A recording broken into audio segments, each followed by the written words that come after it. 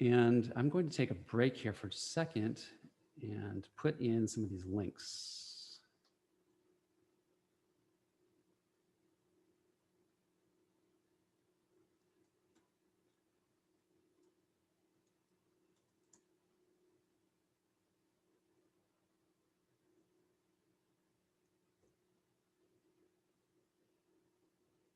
Okay, thanks for the chat there, for reminding me to record. And in the chat, I've put some links to all the places that I mentioned earlier. Okay, so what is a synchronicity? In the example I gave, my friend who was looking for the answer to the question of what stone was in her ring ended up going to a random event, which was the manicure that she had, and was asked to look in her purse for a stamp card, and ended up finding the name of the stone in her ring, just on the same day that she had emailed someone at her jeweler's shop to find out that same information. So how does life send us the information we need when we need it? A random situation, which is meaningful because it leads to an experience you're seeking to have. And flow is what happens when we start living with awareness to these events. When we align with circumstances, circumstances align with us. So she could, my friend could have, when she was asked if she had a frequent stamp card for her manicure, she could have said, I don't care, no, I don't have one. And we do that sometimes, right? We brush it off because it doesn't matter. But what we don't realize is what we're missing, because when she reached in that purse, she found other information she was trying to get to. So when we align with circumstances, when we, in some sense, become more agreeable to life and go with, in this sense, go with the flow. I don't love that term, go with the flow, because it's an active, a proactive stance. When we become more agreeable with life, we find that circumstances align with us. We find the very thing that we were looking for in an unexpected place. And when we can get into that state where we're paying attention to these events in our lives, we get more into flow. We allow ourselves to be redirected properly or effectively, I should say, to the next great thing or next piece of information that we may be seeking in our lives. And it's important, I'll say this many times, it's not about what you should be doing or where life is trying to lead you, but where you are trying to get to, because you're the one defining the meaning of these events. And I see life and the world around us as responsive to us. So we're defining the path we're trying to walk down, and life is showing up to show us the way. There's no objective, thing we should be doing that synchronicities are showing up to try and get us there. It's really about self-defined paths of meaning. So Steve Jobs famously said, you can't connect the dots looking forward, you can only connect them looking backwards. And he was referring to his life where he dropped out of college, took a class in calligraphy while he was in college before he dropped out, and didn't really know why he was doing these things. And it wasn't until years later when he was developing the Macintosh computer that he realized how handy it was, the aesthetics that he'd gotten from taking the calligraphy class and the other things he did, skipping classes. And he saw how everything led to where he was. And he said, yeah, you can connect the dots looking forward, backwards, excuse me. But I suggest you can connect the dots looking forward. And that's what we're trying to do here. You can look at the context of your experiences and understand them a little bit more. It's not perfect, but you can come to see that when somebody triggers a reaction in you, that may, like when let's say someone in my family says, hey, let's go to the beach on Sunday. And my reaction is, I have other plans on Sunday. So I have an internal reaction. I might be missing the context because of my own internal reaction. That actually my plans are actually might fall through. And this other plan that somebody else is mentioning might end up being a wonderful experience. And I just can't see it yet. And so connecting the dots looking forward is about becoming more uncertain about our own assessments and our own judgments long enough to see how things are unfolding that might be beneficial to us. So I want to pose the possibility or the question that we should hold here today. What context might become clear about the events of 2020 in the long run? What are we learning right now? How are we transitioning to something greater? And I don't have answers to that, but these are the questions I look at, and it's an open question for me. It's not a wistful question or a hopeful question or an optimistic question. It's a neutral question. What are we trying to develop as a human species and me as an individual right now through the challenges that we're facing right now? And when I see it through that lens, does that help me have more of an open mind about the things I see happening and also my ability to learn and grow from those experiences? The question I'm going to shift here is from the question, how do we make change? Because everyone sort of wants to know, how do we make change? But actually, Buddhism teaches impermanence. Change is always happening. So a better question might be, how do we navigate change to select better outcomes? We're going to experience change. How do we get the change that we want, the one that aligns with our values? So as an example, I want to talk about why choices go wrong. This is a question I ask a lot, and it's really the core of my research into flow. Why is it that I've sometimes made choices, quite frequently, that I thought were leading me towards more security or more respect from certain people, and then ended up finding I had less security or less respect? And how do my choices go wrong? This graph here is a chart of 5 different metrics that track the effects of climate change. We can have extreme heat. There's many cities and counties that will experience extreme heat. Wet bulb is a situation where you have extreme moisture and humidity with high heat, and it's very deadly, I've learned. Farm crop yields can go down, and that's a big threat from climate change. Sea levels can rise. And as we know out here in California, we can have very large forest fires, which are devastating. And on the far right, you see the overall economic impact from these 5 categories. And you can see that all of these counties here listed on the left are at high risk of devastating economic impact. And it turns out that there's actually like 200 of these counties listed on the sheet that I took this from. And I wish I had the reference. I can find it for you and email it if people are interested. But this research indicates that there's, out of these 200 counties, they're all at high risk for economic damages. Well, it turns out that these 200 counties are almost exclusively in parts of the country that have voted for representatives who deny climate change or are actively ignoring climate change. And so how is it that at a community level, we do not necessarily make choices, collective choices, political choices that reflect our values? Because I know that many people in this country, are concerned about economic damages, even when they're not concerned about the specifics of climate change. So these are issues that affect us. And the question is not saying what your values should be, but how our choices reflect what we value. That's what I want to get at today. So very clear that science can't say anything about what we should value, but it can, I think, through the science of synchronicity, tell us how events in the world line up with our choices and whether that reflects what we value or not. So why do choices go wrong?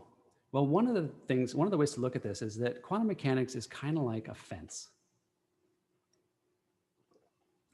And I'm going to make a caveat here that my work in quantum mechanics tries to show that it applies to everyday objects, macroscopic things like you and me and plants and chairs and cars. Now, that's not accepted in the scientific community, and it hasn't been really shown, but it's actually, that's what the math in its most raw form says. And we'll just take that for granted from now on, and then we can discuss that at another time if we want to argue about that. But if that's the case, then think about quantum mechanics as like fence posts. When you go through life, each fence post is what you experience. It's the specific situation or measurement you make. When you go to the store and you buy something in the store, that's a fence post in the ground. That's something that actually happened for you. And then you go home and you make a phone call to a friend. That's something that actually happened. That's a fence post. In between the fence posts, there's nothing. There's sort of this ambiguous thing that's connecting the fence posts. This is the uncertainty of quantum mechanics. And what I'm trying to show here is that whether or not you find what you need at the store, or whether or not the friend that you are going to call on the phone is available, these are things that are evolving without you knowing. They're the things happening between the fence posts. And it's only when you make the call or when you get to the store and look for the item that you're looking for, that you determine whether that thing is there or whether that person's available to talk. And up until that point, all the things that made it happen one way or the other are undetermined, are different possibilities along kind of a branching tree. So what I want you to think about is these fence posts are the things that you actually experience in your life. And then everything else is like the stuff in between the fences. And when we make assumptions about what's going on in between our observations, in between our interactions, we actually limit the world. We limit the possibilities to what we think they can be. And we ask questions which are limiting of the possibilities, what we think they can be, instead of realizing that the world outside of us is not only unknown to us, but it's actually undefined and uncertain from a fundamental physical point of view.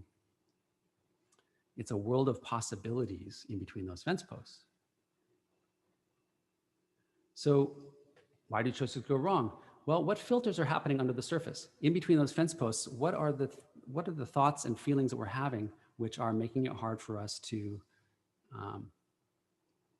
see clearly? And how do our thoughts and feelings under the surface influence the choices we make that might influence history? You can just think about, the decision maybe to call or not call a friend, and it happens to be the last time I talked to them in their lives. And the decision to call or not call is a big choice that influences history.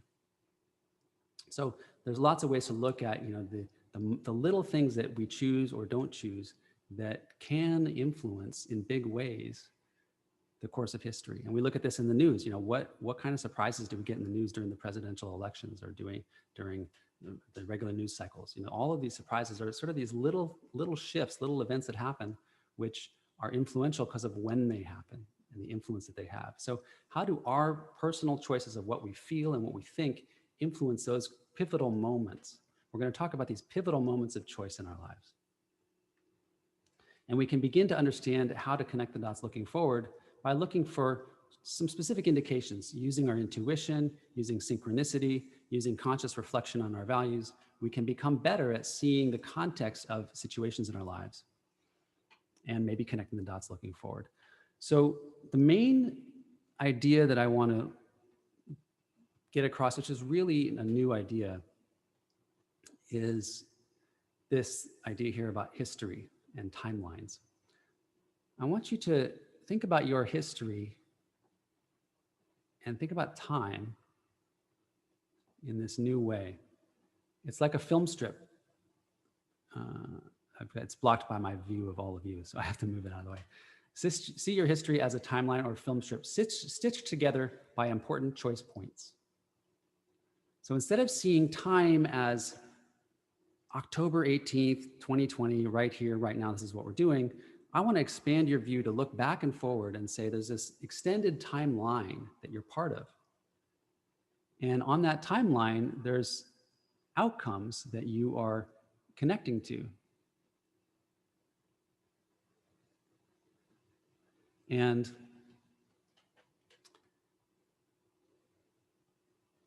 I'll take questions at the end, everybody.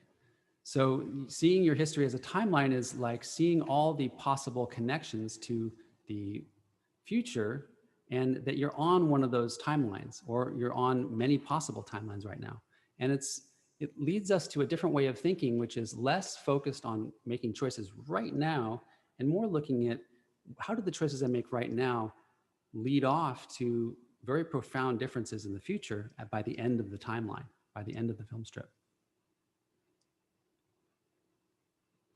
And the main tool we're going to use to investigate that are choice points, which are just what you think they are. They're those important points of choosing that it actually makes a real difference in the course of your life. So I want to briefly talk about this idea of the multiverse, not the central idea here, but worth talking about for a moment. A multiverse is this idea from quantum mechanics that every time an interaction happens or every time a decision is made, there's a branching between different possibilities. The electron is spinning one way or it's spinning the other way. It's actually in the superposition of both possibilities, and those two possibilities are like a branching. Or in your own personal life, it could be like, I have eggs for breakfast or I have cereal for breakfast. Those are two different branches of a tree. So the multiverse idea says that every one of these decisions is a whole nother universe. It's a very gratuitous, sort of waste of space. There's just all these universes out there for every choice we make. It's kind of a crazy idea. But the mathematics is well understood and well established, that you can think of it like a tree where time is not a moment, but a timeline. You can see this, the branches are like this extended timeline from where you are at the bottom to where you're going to be at the top on one of those branches. So this is where we're starting to look at life not as just today, but as where we have been and where we're going to as part of an extended single timeline. And the branching points are the choice points. And there's lots of choice points. Most days, whether I have cereal or eggs doesn't really matter. But like today, I spent the whole day playing music down in San Jose. So I had to drive a ways and play music for like 4 hours. If I hadn't had a good solid breakfast, if I just had a banana or some cereal, it would have affected my day a lot. So it was more of a choice point today, whether I ate cereal or eggs, whereas most days it wouldn't really be much of a difference. So we're looking at the nature of these choices and identifying specific choice points in our lives where a branching point of the tree which has extra significance and consequence. These are obviously the ones that we want to pay attention to. So what is synchronicity? A synchronicity is an experience you're seeking to have. Excuse me, let me state it a little differently. It's a meaningful event which leads to an experience you're seeking to have. If you think about this tree of all the possibilities available to you, the apples represent branches on which you have a certain experience. That experience may be, in the battle or the work to address climate change. The experience, I don't think, is we implement a carbon tax or whatever.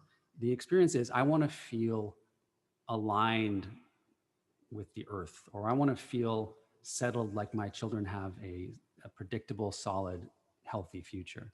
It's the experience that I want to have inside, not the external result I want to create, but the experience I want to have. And each of these branches may or may not have that experience. So the apples represent the branches that do have that experience.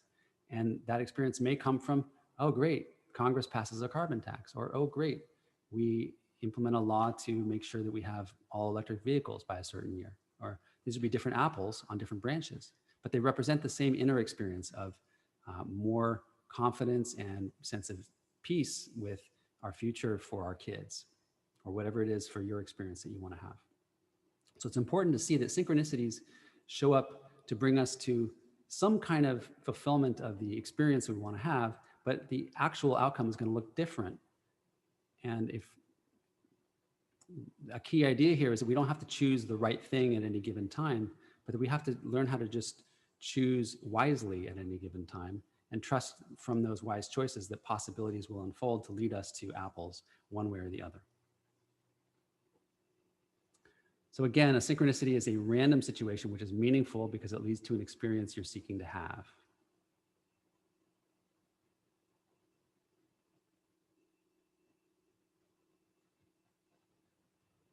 Yes, a choose your own adventure story. That's exactly right. And that's a phrase I use in my upcoming book. It's like a choose your own adventure story. And the more we can see ourselves on this timeline, that's a choose your own adventure. It is important I think from a spiritual perspective to have that sense of wonder and excitement and ambition at the same time that we take very seriously the consequences of these choices that we're making, especially right now. So when you experience something, if it seems out of context, maybe it's just that the context hasn't happened yet. That's how a synchronicity works. It's an event that shows up in your life and you're like, well, why am I getting this business card? Oh, because it has the name of my stone on it that I want to find out about. Let me give you another example of synchronicity. I had a friend who was riding her bike to the grocery store and she bought some really expensive cereal. This is another example of cereal, okay? She bought some muesli and she was riding home with her muesli on her bike. and some other groceries. And she had to stop at the doctor's office too. So she gets off the bike. She says, I'm just going to leave my stuff on the bike for a minute. I'll be back in 15 minutes. No one's going to steal my muesli, right? So she goes in the doctor's office and comes back out, and her muesli is gone, just as she expected or didn't expect. And it turns out her glasses are gone too. And they're expensive sunglasses. So she's pretty bummed. So she has a choice at this point. Do I just accept that this happened and be bummed and be cynical? Or do I, and just go home? Or do I go back to the store and get some more muesli? She decides to go back to the store. Damn it, she's going to make it happen. So she goes back and walks up to the register and says, you know, I had my muesli stolen. I came back to get some more. And my glasses too, it's a bummer. And the person at the register says, oh, well, here's some glasses. They were left here. Are these yours? And she says, yes, those are mine. But her muesli was actually stolen. So if you didn't follow the story here, her muesli got stolen, but her glasses she had left behind at the store. So the fact that her muesli got stolen was this synchronicity whose context didn't become clear until later when she got back to the store and realized that her much more expensive sunglasses were waiting there for her. So it's an invitation to have a little bit of patience and uncertainty. And if an event seems out of context, maybe it's because the context hasn't happened yet. When we think about our lives on this timeline, then the idea that the context hasn't happened yet makes a little more sense, because the context is something that's happening tomorrow or the next day or next week or next month or next year. And it's part of this timeline that we're on. So it's all connected in this sort of acausal way, but we can't see that connection. I want to tell you a story about how I met a good friend of mine by accident in Paris. And this illustrates how I think the mechanism of synchronicity works. So I was traveling in Europe, and I had been traveling for about a month and was planning to meet my friend, Dana, in Greece. She was in Israel, so we figured we would just kind of try and meet up in Israel in Greece while we were both traveling. And I was traveling through Spain and traveling down through Italy, down through Rome. And finally, I realized I couldn't travel any further. I was getting sick and sicker, and I had to head home. So I hadn't called Dana to make a plan, but I figured I would just call her when I got back to the States. So I hopped on a train back to Paris. And at Paris, I had a flight a couple days later. Well, meanwhile, Dana was in Israel with her friends studying and got a little tired of waiting for me, and never knew whether she was going to hear from me or not, because this is before cell phones. And her friends invited her one day to go to Paris with her for Fashion Week. Well, her first response was no, because I got to wait and see if Sky calls. But thankfully, she, got her values in line, and she decided to go to Paris while she could, and let go of the attachment to her and I meeting. So she gets on a plane and goes to Paris. And I'm walking through, I have one day in Paris before my plane flight. So I decided to go to the Louvre Museum. I'm walking through the Louvre Museum about halfway through the day. And I walk into this room and I just stop and stare, because there's this person that looks just like Dana. But I mean, it doesn't even cross my mind that it's Dana, because I know that she's in Israel. Well, eventually her friend looks over and warns her that this weird guy is staring at her. And as it turns out, we did connect in Paris, in the Louvre Museum, unexpectedly, when we meant to meet in Greece without a plan. So this was an amazing experience of synchronicity, and I want to illustrate it with this diagram. I assumed that Dana was in Israel. So while I could imagine that she has many branches to her possibility tree, many different places she could be, I didn't imagine any of them involved her being in Paris. But what I've shown here are 3 branches to the tree that represented where she could be at the Louvre Museum. She walked in a door there, she went right, or she went left down a hall, or went straight down the other hall. So when I walk into the museum, I'm interacting not with a fixed, definite world, but with a world of possibilities. And which of these possibilities become actualized depends on what? That's the question we're going to ask. So if I walk in the room here, I'm the blue line. I could choose to go right, in which case there's a branch of the tree that I could interact with, or I could choose to go straight, in which case there's a branch of the tree I could interact with. In either case, I could meet her. So it becomes less important for me to worry about making the right choice. And I want to back up a little bit. In our lives, generally speaking, it's less important to worry about making the right choice and recognize that there's lots of ways that this situation can unfold, which bring me to one of those apples.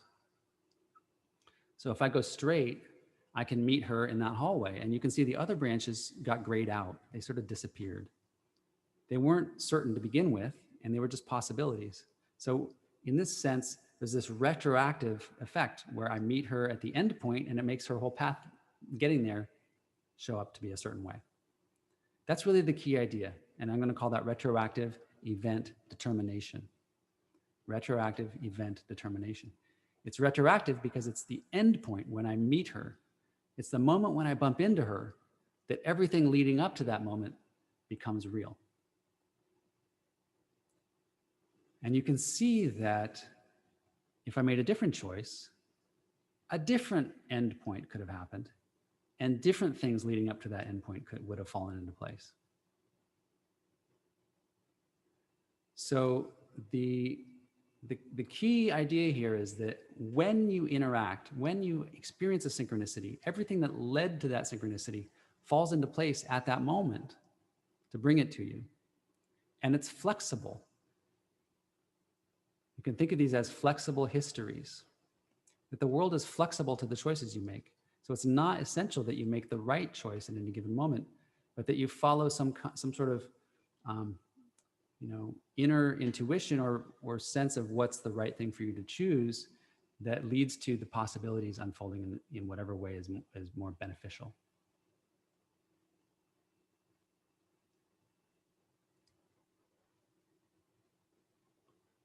So what is the synchronicity here?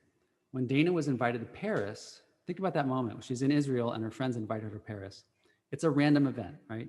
She has no context for identifying why her friends would invite her to Paris. It's not something she connects with me at all. It's just that the context hadn't happened yet. The context was a few days later when we bumped into each other in Paris. And we can't know that. So we have to find a way in the moment to assess, okay, if I'm Dana, I want to meet my friend Sky. He's going to call and I have no way to call him back. So I have to wait around my room night and day for him to call. And then I get an invitation to go to Paris. How do I make that decision? Well, I think maybe what she did is she looked inside and she said, the truth is I'm going to meet him one way or another somewhere and we'll be okay. Our relationship will be good. I'll be disappointed if we don't meet, but we'll be good. And the fact is I want to have a good time while I'm here. She tuned into what she really wanted for herself. And it became evident what was the wise choice for her to make. And I do think that there's an element of when we touch into what we really want, we can trust that. What is really guiding us? What are we really feeling in a given moment? We can trust that and allow the circumstances to unfold in response to that. Dana is now my wife. We ended up getting married some years later, and this was a key pivotal moment in our connection. So it has a happy ending. So what is a synchronicity? When we live on a timeline rather than just stuck in each day separately, we set a target with every choice that we make. We set a target in the future.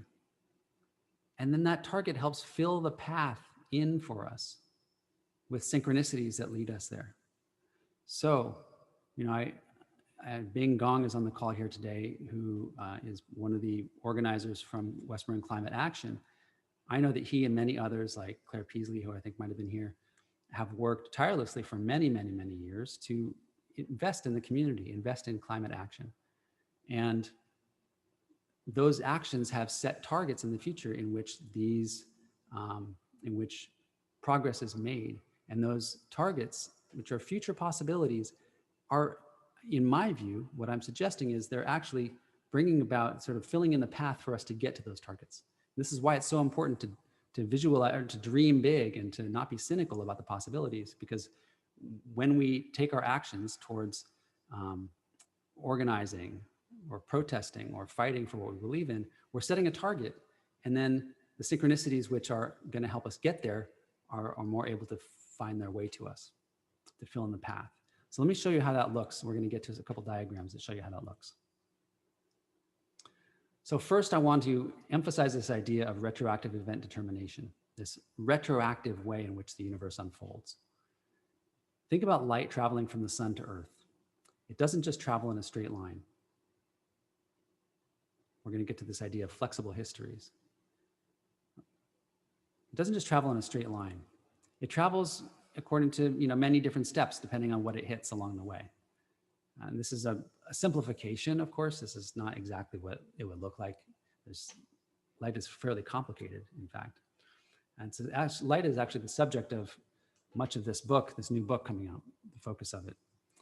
It's something that I'm really attached to and I love studying.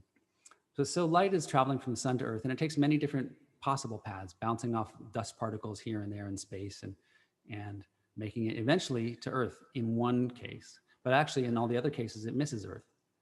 So when you look up at the sun and you see light, that means the light has actually made it to your eyes. And that means all the other paths it could have taken are not accurate, they're not real.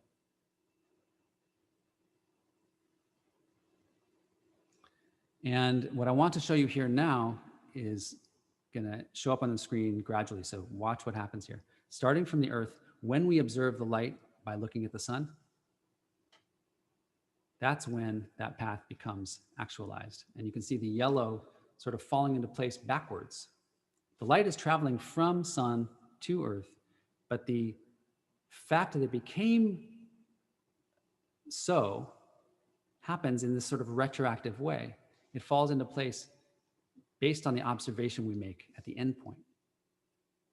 So again, it's the end connection that makes everything that happened before necessary. That's the key idea.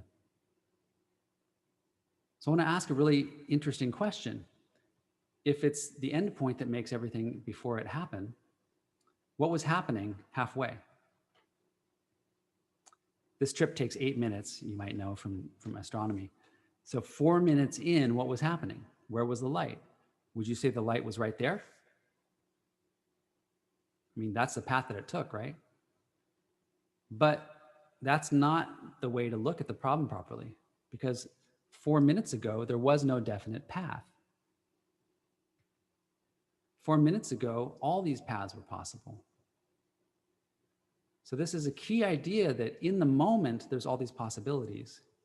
And then later, once we experience the outcome, the possibilities from the past have collapsed into one actual path. So it's a beautifully abstract idea. It's not necessary that you completely bring it into your framework, but the takeaway is looking at your life as a set of experiences that you have. And each of those experiences falls into place at the moment that you have it. And then everything that led somebody into your path, let's say you bump into somebody at the store, that experience happens when you bump into them at the store, and everything that led them there falls into place to lead them there to you at that moment. And that's from your perspective. This is really important. From their perspective, everything that led you there at that moment falls into place when they bump into you. So we're looking at the way that the world falls into place in order to work itself around our choices. And as I hinted at, this is a relational process, meaning it's defined from each person's point of view differently.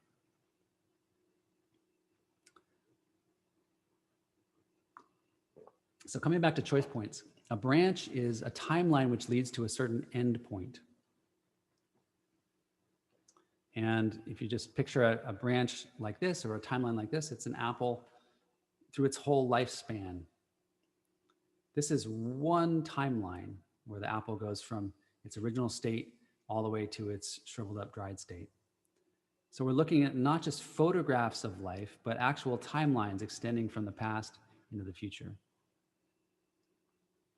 And thinking of ourselves on our timeline as is a common meme in sociology, from babies to adults to old people, or even through history from monkeys to apes to, or actually I think it's chimpanzees to humans or to Cro-Magnon and to modern humans. All of these things, it can be looked at as timelines on different scales that are part of one continuous thread. And it's a shift that we're making to look at our personal lives in this same type of manner. So a choice point has branches leading to very different endpoints. Again, we're coming back to choice points. These are the moments when it really matters which thing we choose. And this brings us to meaningful history selection. Meaningful history selection is the the mechanism that I think leads to synchronicity based on bringing us the more meaningful outcomes from our choices. So think about a time when you've gotten on a train. I want to picture this person who's going to going to a play in downtown New York, and they have to get on the train to get there. Well, they walk into the station and they hear the train pulling in right then. And so they know they're going to be late because they can't possibly get their ticket and get down to the platform in time. And they know that once they're late to the train, they're going to be late to the play because they're already running late. So they're really kind of disappointed. But I'm going to suggest that the right thing to do, what is the right thing to do here? To run, even though you know you're going to be late, or to just kind of give up and walk and meander and enjoy the process? Well, I'm going to suggest that by running, even though you quote unquote know you're going to be late, you actually invite in circumstances through this process of meaningful history selection, which make it more likely for you to actually catch that train. And this is really the key element of how synchronicity seems to work. So by running, first of all, that could make the choice to not run and you end up on a different branch of your tree. But if we end up on the branch of the tree where we run, well, there are two possibilities. The subway, we could either catch it or we do not catch the subway. And if we catch the subway, we could be on time. We'll probably be on time. And if we don't catch the subway, we might not be on time. Sorry, I didn't say that right. If we catch the subway, both possibilities on the left involve being on time or not being on time. We still might be late, even if we catch the subway.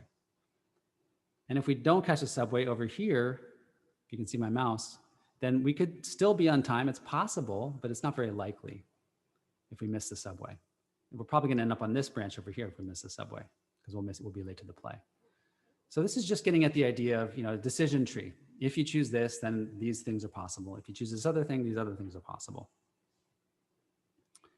So now I want to weigh down these branches with some probabilities. The apples represent the likelihood of each thing happening. So what you can see here is if I catch the subway, the heavier apple is on the on-time branch. I'm probably going to be on time if I catch the subway. And if I don't catch the subway, I'm probably not going to be on time. Heavy apple on that side. Light apples on the other sides. Okay, now here's the key idea for meaningful history selection. I'm going to suggest that when you run for the train, you're not just running because you're a robot and you are programmed to do so. You're running because you're anticipating an experience. You want to experience the play.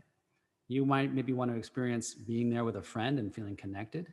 You maybe want to experience eating popcorn and having that taste in your mouth, or the plot of the play is going to give you emotions inside that are going to make you feel something.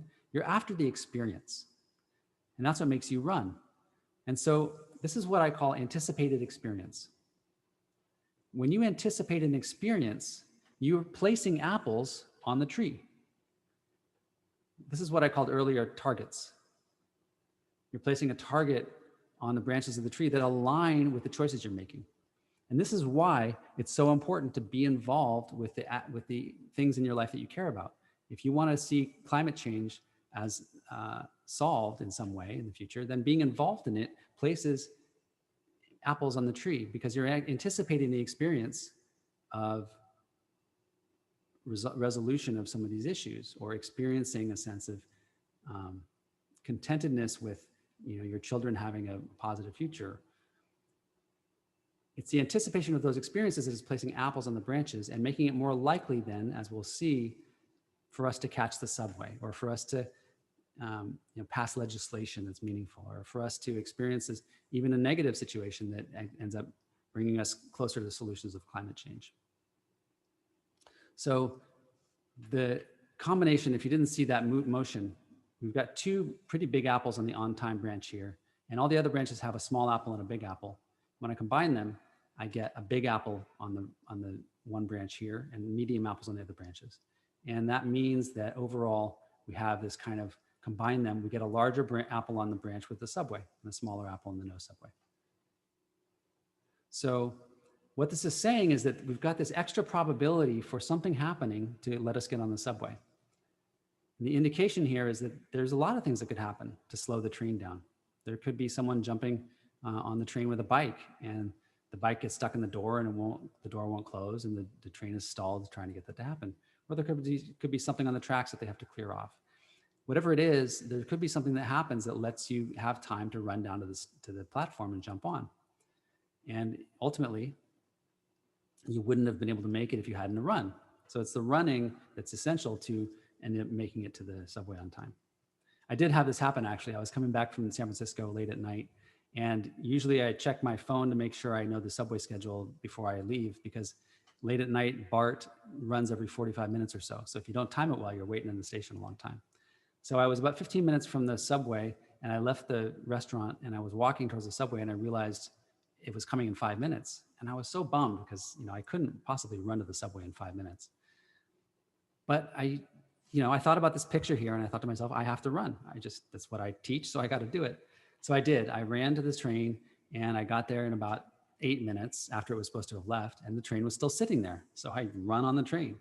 And the reason it was still sitting there was because there was road work or track work. They were running trains one way each direction. So each train was delayed 5 or 6 minutes. And if I hadn't run, I would have missed it. And then I would have been kicking myself for sure. So of course, this doesn't happen every time. You can't always plan on running and predict that you will get the train every time, but it's a way of choosing. It's a way of choosing what we really care about. If I really care about being on time for that play, and I have a choice between running or just kind of giving up and meandering, I'm going to choose on a regular basis, metaphorically speaking, to run. Even if I don't think a legislation can pass in climate change, should I make calls to Congress people? Yes, I should, because it demonstrates an intention and a conviction that I have. And I don't really know what the impacts of that effort can be. I may not be achieving the goal that I had in mind, but I might be reaching some other apple. And in my assessment of this responsiveness of the cosmos that we live in is actually keeping track of all of the ways that we invest towards our future. And we don't get what we want, but we do contribute to the momentum that we're building towards the future we want to create. So I want to walk you through an exercise here. And this exercise is illustrative of what we'll do when we go in depth on November 15th, on Sunday, November 15th, when we do the deep dive called Engaging in a New World with Synchronicity and Flow. This exercise is a practical way to look at how synchronicities can show up as a process of healing. And how can we actually use this kind of interesting idea to make changes in our lives? So I'm going to talk about healing like basically a hidden feeling. We come at our lives with hidden feelings. I might have a hidden feeling of, resentment for somebody in my life, or hidden feeling of insecurity that I don't really realize I have. But every time I get in a certain situation, I kind of shy away or back down. So these are hidden feelings, and healing is about uncovering these hidden feelings and learning how to maybe peel them away or notice what they are, and then they naturally might change.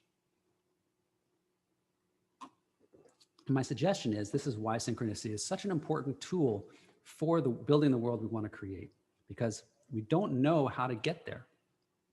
But what we can do is look at every step along the way. We can figure out what the next step is. And so this is one way to do that. Every time we have some kind of wounded experience or trigger our hidden feeling, start with step one, the experience. There's some experience that happens. Let's see if I have an example. I had one in mind. I'm not going to dive into one because it's kind of a long story. Well, I'll tell you the brief story. So I was wanting to write a piece of writing that would make a difference in the political work I was doing. And I wrote a few things, none of them worked. I went to the store one day with my daughter to buy some groceries. And in the checkout line, I saw this article in National Enquirer, which had a picture on it and some writing that was actually like hate speech. And I noticed myself like shut down. I was like, oh my God, that can't be there. I can't believe we're seeing this on the newsstand. And I couldn't really focus while I paid for my groceries, and my daughter was there with me, kind of like asking me questions. And I couldn't focus on any of it because my mind and my emotions were processing what I'd just seen on the newsstand. And finally, after I'd paid for my groceries, I realized I wanted to do something about this. So I have this experience, it triggers a hidden feeling in me. And the hidden feeling, maybe in this case, is something like nervousness about shaking up, causing waves, let's say. Um, and normally I might have the experience of choosing to react unconsciously and not deal with it, not do anything.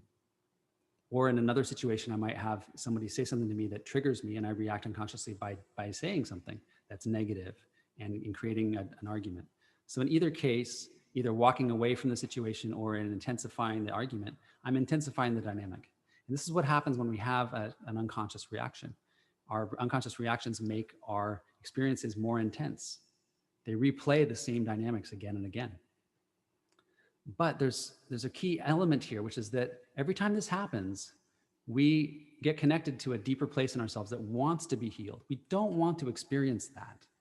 And we know that we don't want to experience that. So even though we get stuck in it again and again, a part of us is getting more and more tired of repeating the same experiences.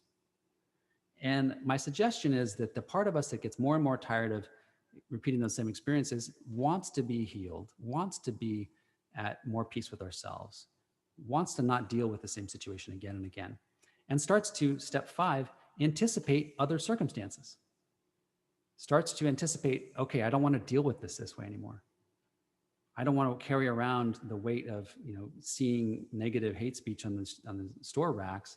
I don't want to carry that with me anymore. Or I don't want to carry around the weight of arguing with my loved one over some small thing anymore. And it keeps happening. So we anticipate, okay, you probably are familiar with this, self-talk, like I'll do whatever it takes. I just want to get past this. And that is going to invite in, through the processes that we've talked about, invite in a synchronicity to bring about another opportunity to heal ourselves. And what's important is that these synchronicities are going to look a lot like obstacles, a lot like difficulties, because they're going to be triggering the same hidden feeling in hopes that we can have a different response to it.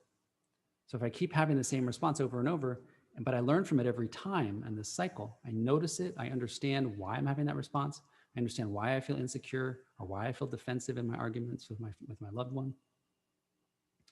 Then the next time that same situation occurs, I might have the presence of mind to choose differently. So this time when I was at the cash register, I decided to speak to the manager. And I asked my daughter if she would just wait around, just be patient. And I asked to speak to the manager. And he came out, happened to be a man. And I said, I was really disturbed by seeing this hate speech on the rack. And let me show you. And I said, this is really dangerous. It goes beyond just free speech. This is like inciting violence. And I'm not comfortable with it. And he said, well, if that's the way you feel, we'll take it off the racks. And they took it off every rack. And I was really moved and happy that, I had chosen a different way of responding to the situation, and I got a result from it. I got what might be like a synchronistic result, or just a response that was appealing to me. So I chose differently in that moment. And actually I went home and I wrote that up, and it became synchronistically a very popular piece of mine. So in my searching for writing something that became viral, I ended up having an experience that led to me writing something that became viral. It was part of a wider synchronicity there, actually. The idea here is that in every situation that triggers us into negative patterns, we're going to go into it. We're going to experience whatever that feeling is. It's probably going to be unpleasant, but we're going to anticipate experiences that will heal us. And the synchronicities will then occur again. The same situation will emerge in a new form, which allows us to practice.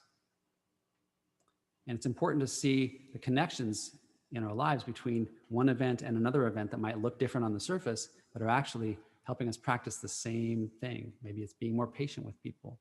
Maybe it's being more kind to ourselves. Maybe it's being more confident. Whatever it is, it's going to show up again and again in our lives. And each time we have a chance to choose differently by looking at how we've chosen in the past and what has or hasn't worked. So the synchronicity shows up here as the mechanism that brings us the new opportunity to try again. So we're getting towards the end here. I'm just going to walk through these questions briefly. What I would like for you to do is think about a challenging circumstance that feels familiar in your life, something that repeats itself again and again.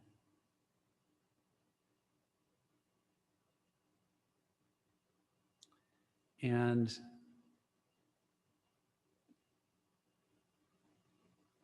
think about what your unconscious reaction is. What do you do without really thinking?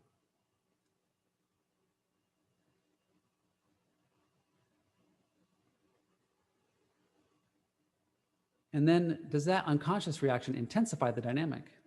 Does it make the situation worse?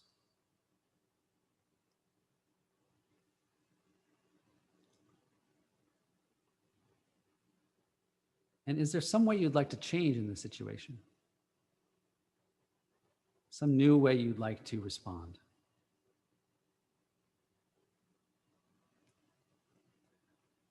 Ask yourself, what types of circumstances would assist in this change? What would I expect to show up in my life if I was on a path to learning this? And these might be positive things, they might be obstacles or things falling apart for you. If it's helping you on a path of learning, then it's part of this process of synchronicity and meaningful history selection. And what is the hidden feeling? What's the hidden feeling that keeps bringing this challenging circumstance into your life?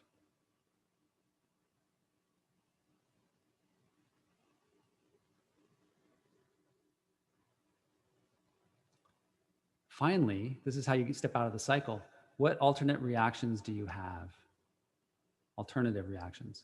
What are the other possibilities for how you could respond to this? How could you step off the cycle? And be patient with yourself, because we've all lived out these patterns in our lives for many, many years. And it takes many cycles to figure out what's going on. But once we start this process, I find it can be useful to start to see the patterns and gradually unwind some of them. Again, here's the diagram, going from hidden feeling, having an experience which triggers an unconscious reaction, which intensifies the dynamic, which triggers us a desire to be healed and change, making us anticipate circumstances which will heal, and synchronicity shows up to bring us that same challenge again in new form. And we can even think about climate change in this way. We're experiencing a hidden feeling, all sorts of hidden feelings about, arguing about whether climate change is real or who should pay for it, or, all these underlying difficult feelings that we as a country and as a world are having. And these experiences are going to show up again and again to intensify the dynamic. And every time it happens and we go into the same dialogue in the same way, we have a deeper desire to be healed. And the question is, how far are we going to go? How many cycles are we going to go through so that it gets painful enough that we are each ready to be healed and change? And this means each of us, not just them out there who think differently and aren't seeing it clearly, because we also have our own ways of not seeing clearly. And the synchronicities are going to show up in the form of challenges that are gradually waking us up on a collective level, in my view. So synchronicity is a meaningful circumstance which becomes more likely because it leads to an experience you're seeking to have. So I do go into a process in my earlier book called the Lorax process to listen to life's experiences, open your mind to them, reflect on how they could be part of some bigger context, release your attachment to how you thought things were going to go, and then from there, be able to act. And from that action will be informed by this receptive process of listening more and to life and to each other with open mind. I'll briefly tell you about the Living in Flow course. This is a sample of the modules in the course. This one's called Taking Meaningful Actions. There's 19 videos, each with an exercise that goes into practical, like we did just a minute ago, practical steps that you can take to look at the cycles of behavior and choice that we make. And specific to you, how are your, the way that you feel on a daily basis, how is that influencing your openness and ability to get into alignment with your life and learn from life at a deep level? And you can find information about the course at livinginflowcourse.com. So to bring it all together, can science of synchronicity change our lives? I think that we can connect the dots by looking forward, by looking for the greater context of our experiences. If everything that happens is part of a movie of your life designed for meaning, then we can focus on learning from the moment. Then we focus on not fixing the problems, but on making one careful choice at a time. One careful choice at a time. Because we're moving along this movie from earlier to later, and we don't know the end point, but by choosing carefully in the moment, we're moving ourselves, we're putting apples on the branches up high that are moving us in that direction. So this leads us to the conclusion that it's important to invest in the direction we want to go in our lives, even if we're not sure we can get there. So things you can do. Of course, it's important to do practical work to address climate change or social injustice, or I think one of the biggest challenges we face, the most imminent challenges, is how we communicate between each other, between different groups, between young and old, between left and right, between poor and wealthy, how we communicate, how we see things through empathy. And that's the third one here, cultivate empathy when feeling judgmental. But things you can do that are a little bit more abstract about how we can be. Here's my list. Making one careful choice at a time.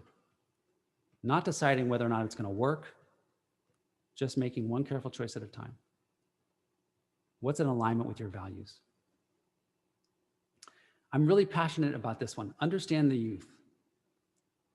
I don't think we really understand or listen to the youth in our culture and really understand what they're facing. If we want to engage the youth, which we do, we need to, we also have to understand the circumstances that they find themselves in and the challenge, how challenging it is to be in a situation, raised in a situation where the future is really in question. The quality of the future is really in question. And so to be less judgmental, I think, of whether young people spend too much time on their devices or whether they're jumping around from job to job too much, or they don't have the same circumstances that we had culturally growing up. So we can't expect them to have the same reactions.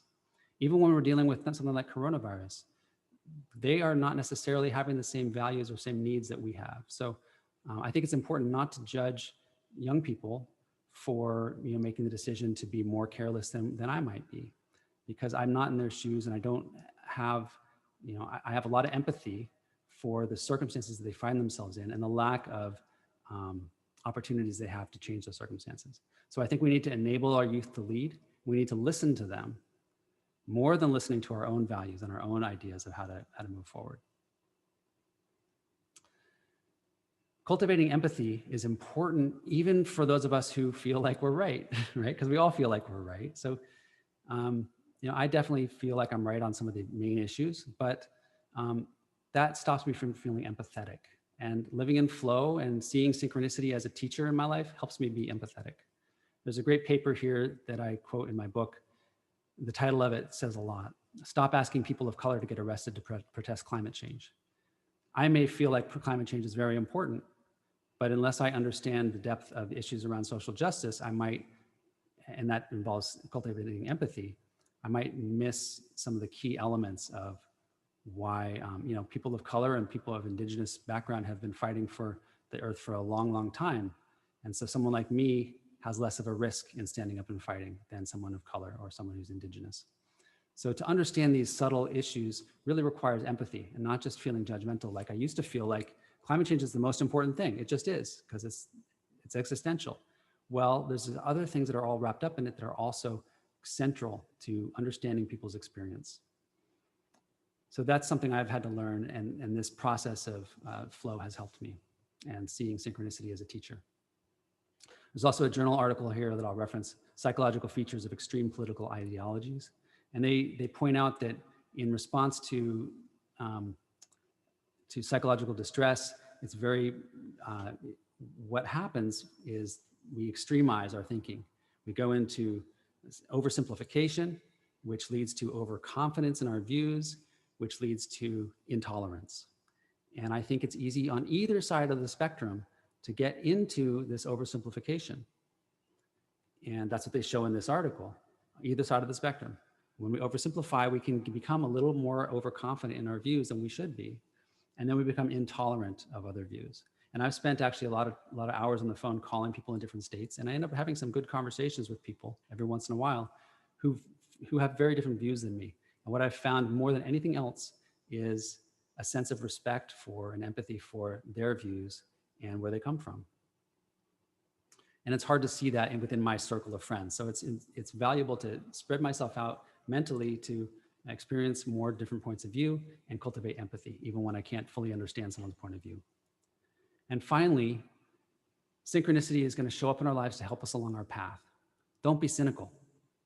If things aren't going the way that we need, figure out what we're trying to learn from the experience and what it's teaching us to cultivate in ourselves, and then do that work. This is such an exciting time to be alive. We have so much opportunity to make a difference. And this is like a funnel where everything's come together in history. And then from here on out, the choices we make are going to determine how the world expands into the next couple centuries based on the choices we make of how we solve the problems that we're facing today. So one careful choice at a time. Thank you so much. So I want to invite you to this conversation, this deep dive we're going to have on Sunday, November 15th at 3 p.m. to 6:30 p.m. The cost for that is $45 and put on between the Dance Palace and myself. And you can also pre-order the Leap to Wholeness on my website and also sign up for the Living in Flow course, synchronicityinstitute.com. And I definitely would ask you to support the Dance Palace if you feel inclined. They've done great work for the community and have supported this program today. dancepalace.org/donate-now. And join Westmoreland Climate Action. You can join one of the upcoming meetings, their steering committee meetings, or any of the upcoming events they have, like the video screening on December 3rd, westmorelandclimateaction.org. So I'm going to stop there and take some conversation, answer some questions if you have them. And go ahead and unmute yourself if you have a question, and you can also type in the chat. I have a question. Yes, Casimir. No worries, mate. Look, in some ways, when I listen to what you're saying, I can't help but feel that there's this long evolutionary line of a particularly American way of thinking about things, in which we have a kind of like can-do attitude, pragmatic, let's solve a problem kind of approach. And you know, I mean, I was looking at the work back in the 70s or 80s with Shakti Gawain and you know, even before that, Norman Vincent Peale. And I keep thinking of James Hillman and his kind of views on the unconscious, which I think might also be of use here, in the sense that when I listened to you and the example you gave us of running for the train, what's happening is that you're making a decision based on a calculation in a decision tree. And I get that, especially if the aim is to catch the train. Sure. But what if, instead of being centered on what I think I want, I'm actually open to what the universe is telling me about these things? Right. So, for example, I speak as someone who uses the I Ching in a very deep way, right, to ask advice. And when I do so, I'm not really in a position where I am trying to impose my own view of what I think should be happening on the text. It's going to actually tell me. And if I was thinking, one of the things that I would think of when I'm thinking of your work here is that perhaps I should not be running for the train. Perhaps, in fact, not running for the train is actually a smart thing to do, because unbeknownst to me, given the idea of the space between the fence posts, there's this really beautiful crack in the pavement, which I am going to go ass over, tit over, and I'm going to break something. And by not running, I actually get a different outcome. In some ways, I wonder whether or not the example you give is not so much an example of synchronicity, right? Because oftentimes what I think of when I see synchronicity isn't necessarily something I want to hear or see. It's in fact something which is saying, I mean, it's a little crass to say this, but I wouldn't do that. And I'm wondering, how do you respond? Because I am, I guess, you know, not entirely convinced by the approach you're taking, as you could probably tell. Yeah, this is a great question, and it's really well framed. Thank you. you brought up what I think is actually was the intention behind part of why I set up this call, which I didn't get into really, which is about grief. That ultimately for me, grief is the most powerful aspect of what, or tool, much more so than like trying to accomplish. Because actually my view is not that we should try and accomplish things or try and fix problems or use this to run for the train and catch it. My view is that the metaphor of running for the train is the metaphor of identifying what it is we value honestly and investing in that, whatever that looks like. And one of the things that gets in the way of going for the things that we value is grief.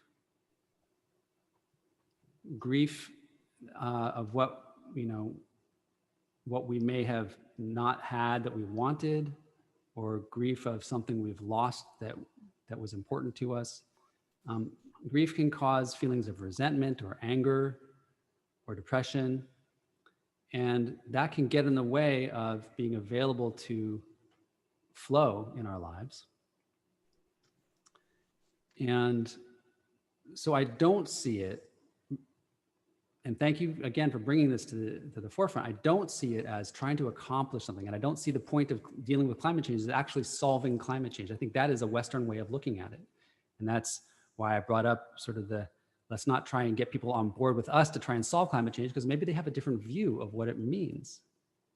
And maybe there's something underneath that we really need to learn about, especially me as a white male. Like, how do I really learn about my role in society?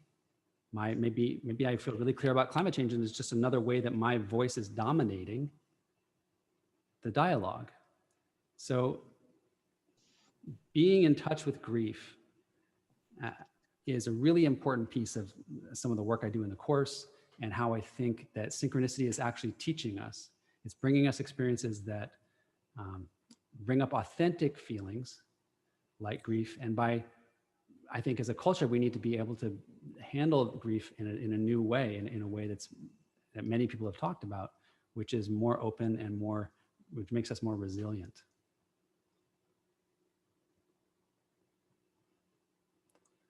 So thank you for bringing that up. I think it's really important that it's not a theory of how to accomplish things and get things done, but how to actually grow and heal and learn in our lives and see what emerges from that. Oshana. Yes, I was thinking about personal prejudice or biasm in the sense that we have a pre-anticipated feeling about our choices. So it's more about sort of accepting what the universe around us or other people might have to play a part by sort of going with that flow. Now, this is not exactly detailed to the experience, I think, necessarily, but in my own personal way, I feel that grief has a way of, like you said, keeping you from making a decision or just sort of maybe staying guarded. So it's almost not like a typical word, how you would think of prejudice, but prejudging something with cynicism or open-heartedness, dependent on your grief level, maybe? Yeah, so one of the things that I actually have been writing about more recently in my blog is related to this, to grief and social justice. I think that I personally feel like part of the white culture, that is the culture is part of the oppressive culture in the dynamics with people of color, that it's really on white people to deal with grief in a new way, because it's our lack of being able to grieve. There's certain losses that will come when there is more equity in our culture. The loss that I will feel as a white man is less domination, and less ability to have privilege, white privilege. And unless I'm able to grieve that potential loss, I will not be able to really be part of the healing that needs to happen in our culture. Yeah, so it shapes sort of your steps in a weird way, like your intentional flow, because you might be nervous, you felt that, but this other man that was speaking here, there might be something great along the path you hadn't anticipated. And I was actually summing it up as that you still would have made it to the train perhaps with less of a nervous experience with something more to add. And ultimately that would have created a different apple in the future, because you suddenly are pulling from this beautiful crack in the ground Yeah. to the timeliness of the train meeting up with you like magic, Yeah. to perhaps meeting an old lady that had something great to say. So there's also a level of the feeling involved in the experience of the path or the course that you're on. Yeah. And so being able to touch into those authentic feelings Yeah. and let go of we go for the train, but then when it doesn't happen the way we want, we're open to looking around, listening to life, opening our minds and seeing what is coming. So Yes. it's this constant dialogue we're having with life, this give and take. Yes. Any other questions? Anybody else want to jump in here? Feel free to unmute. Buddy. Yeah. Well, that's just, for me at least, the way you were talking about is really an idea about thinking about the choices that you're making and how to make the right choice. And for me personally, that honestly just makes me like not want to do anything at all, because there's so many choices. You can choose this thing, that thing, this thing. I think a lot of people feel this way. This making a choice at all is a good thing. It's not about making, it's not about, you don't need to think about making a choice. You just need to make a choice. Not the right choice, but just make a choice, or don't make a choice, Yeah. And I align with that. So I think that's very important. And that's really the idea of the branching trees. In the beginning, in the museum where I met Dana, there's these different branches where I can meet her. It doesn't matter which I choose. What matters is I find some other way to choose that allows me to keep moving forward. Yeah. One other thing, one other thing. What if you don't have any choices? What if there's just only one branch? A lot of people in a lot of situations, that's the case. Like, how do you deal with that? Well, that's a good question. So, sometimes the literal choice is just, there's no option. We have to do a certain thing. Maybe there's other ways that we could choose to handle it, or different ways that we can make that choice, but have it go different directions. So I think about this less in terms of literal choices, like, do I go to school or do I stay home? And more in terms of, how do I respond emotionally to the opportunities I'm given? How do I notice my habitual, let's say I'm offered a chance to go to school and my habitual response is, oh, that's too expensive, or something like that. Well, I'm just, some choices, some things that happen, you have to respond a certain way. It's like, let's say your mom dies. How are you supposed to, that's just how are you supposed to respond to something like that? Well, I think when we experience deep loss, grief is a very complex and powerful emotion. And I wrote recently about the 6 steps of grief: denial, anger, depression is the 4th one. I'm forgetting the 3rd one. Bartering. Bartering. Thank you. Depression, and then acceptance, and then meaning making was added by, I think his name is Kessler. And so there's not a right way to deal with that. It's really what this work is trying to show is that over time, the things that we haven't dealt with, the things we haven't grieved, that we're still holding on to anger about, for instance, are going to keep showing up. Yes. That's true. And that's what this is about. It's like, how are these synchronicities which keep showing up in our life? And when we see them in that context, it's like we can start to see, oh yeah, this is not somebody treating me badly, just like every other person is treating me badly. This is me experiencing a reflection of what I've experienced before. And how can it teach me about myself? What can I do differently this time that would actually be healing for me? It's interesting. It's an interesting thought. Yes. I was going to say that then it becomes a choice of how your emotional and your mental response becomes to any given non-chosen example of an experience. For instance, let's say you're trapped somewhere and you're powerless, and all you have is this feeling of resentment and powerlessness. Well, you could choose to forgive, or perhaps get to a root cause of your oppressor, and spend your time and navigate the way of the mind and the heart as action, rather than it always being like, well, let me run for the train or something more physical and tangible. It can be very internal choice making. And I also feel that sometimes if you are religious or spiritual, you can pull on wisdom and apply that. That might float up to rise to the occasion to have some benefit and lesson in the application there in that particular situation. Yeah.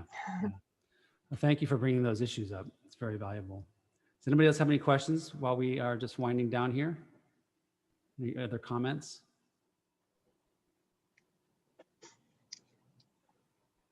In just a moment, we'll end the call, and I look forward to working with you again in different contexts. Maybe if you want to join the workshop, or just download one of my books, or join my blog, read some of the pieces I've been putting up there. And I love getting the feedback and the conversations going. These are great questions. Oh yeah, thank you for highlighting that, Oshana. Here's Living in Flow, a book that came out last year. You can find this in bookstores. And the new one coming out, you can pre-order now, Leap to Wholeness, How the World is Programmed to Help Us Heal, Grow, and Adapt. November 15th, we'll be putting on an in-depth workshop at 3 o'clock. And please support the Dance Palace and West Point Climate Action. Thank you, buddy. Have a good one. Thanks, everybody. Thank you. Stay in touch. Appreciate you joining. Thank you very much. Enjoyed the talk. Nice to see you, Sky. You too. Thank you.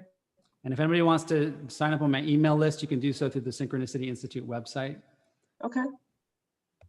Awesome. I've been meaning to do that. Actually, I got a little extra money right now, so I'm trying to get more engaged too. I've just been swamped the past couple of weeks, and I just went, oh, Facebook and daily flow. It went out the window between homeschool and jobs that I just, I couldn't function, getting onto Facebook for that 30 minutes. Thank you for joining. But I've missed the talks very much. So I'll try to meet you for that Sunday on the 15th. I think you said 3:30. I noted it down here, and you'll probably send me an invite. So Thank you we'll for joining. see you soon. Okay, take care. Thank you for having me. You too.